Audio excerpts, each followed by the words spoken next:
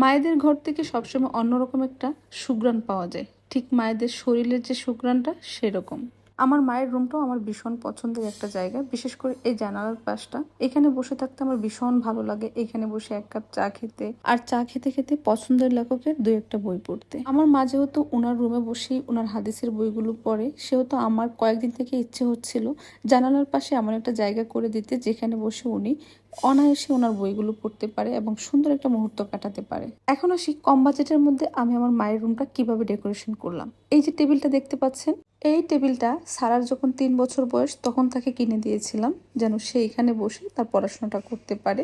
এই টেবিলটা অনেক দিন থেকে খাটের নিচে পড়েছিল, তাই ভাবলাম এই টেবিলটাকে কাজে লাগানো যাক। তাই আমি যে আমার টেবিলের কভারের জন্য বল প্রিন্টের কাপড়টা এনেছিলাম, সেখান থেকে বেঁচে যাওয়া কাপড়টা দিয়ে এই টেবিলের মেজারমেন্টে আমি আরেকটা টেবিল কভার বানালাম।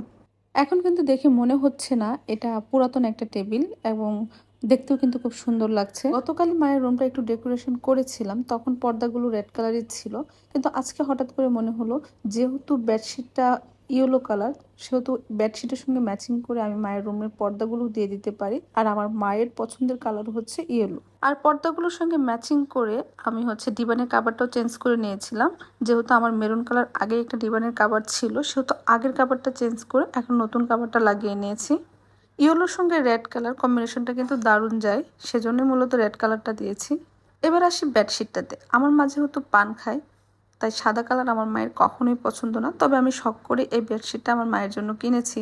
এই বেডশিটটা মূলত আমি আমার সেই বিখ্যাত ব্যান্ড প্লাজা থেকে একটা সিঙ্গেল খাটের যে বেডশিট পাওয়া যায় সেটা 400 টাকা দিয়ে কিনেছিলাম। তো বাসায় এনে দেখি আমার খাটটা সিঙ্গেল খাটের থেকেও একটু বড়, সেহেতু চারপাশে পড়ে থাকছিল না, একদম খাটের মেজারমেন্ট অনুযায়ী সমান সমান ছিল। তাই আমার মাথায় হঠাৎ বুদ্ধি আসলো আমি এটা কিন্তু সাইড দিয়ে কুচি দিয়ে দিতে পারি। যেই বাবা সেই কাজ, আবারও চলে গেলাম সেই বান্ধবীর দোকানে। বান্ধবীর দোকান থেকে এই গজ কাপড়টা নিয়ে আমি আমার সেই বেডশিটের চারপাশে কুচি দিয়ে দিলাম। আমার মা যেহেতু আমার মায়ের রুমে নামাজ কালাম পড়ে, সেহেতু আমি এখানে কোনো ছবি কিংবা অন্য কোনো কিছু রাখিনি। আমি চেষ্টা করেছি আরবি লেখার বিভিন্ন অলমেট দিয়ে আমার মায়ের রুমটাকে সাজাতে।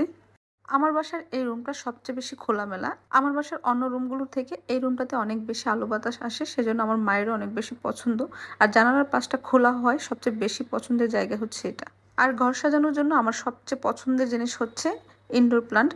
আর আমার মায়ের এই রুমটাতে যেহেতু পর্যাপ্ত আলো বাতাস আসে, সেহেতু আমি এই ইনডোর প্লান্টগুলোকে এই রুমটাতেই রেখেছি, এখান থেকে সরাতে হয় না। একটা গাছের জন্য যে পরিমাণ আলো বাতাস প্রয়োজন এই রুমটাতে সবই পাই, সেহেতু এই রুমে এই গাছগুলো সবসময় থাকে। আমি মাত্র 500-600 টাকা খরচ করেছি এই রুমটার পিছনে। আর এই 500-600 টাকা খরচ করে যদি এত সুন্দর একটা লুক আনা যায় আর মায়েদেরকে এত সুন্দর করে একটা রুম উপহার দেওয়া যায়, তাহলে কিন্তু মন্দ হয় না।